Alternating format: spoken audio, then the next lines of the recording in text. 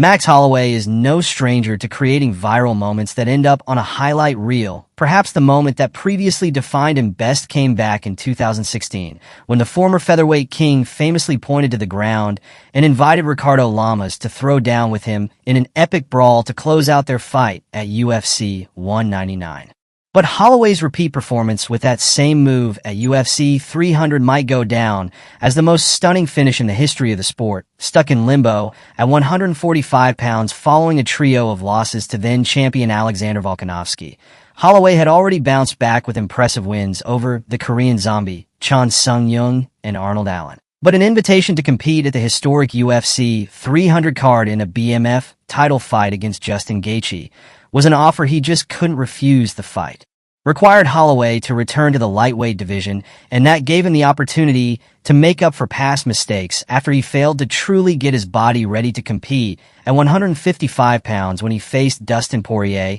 in an interim title bout back in 2019. This time around, Holloway packed on more muscle and size to deal with a human wrecking ball like Gaethje, who is well known for putting so much damage on his opponents that beating him still ends up feeling like a loss 24 hours later. Arguably, the most important strike in the fight happened in the opening round when Holloway threw a dazzling spinning back kick that slammed into Gaethje's nose and left him struggling to gasp for air for the next 20 minutes. While Gaethje recovered well enough to put on an entertaining affair, Holloway largely controlled the action with his high-volume striking attack and relentless pressure, cruising towards a unanimous decision win.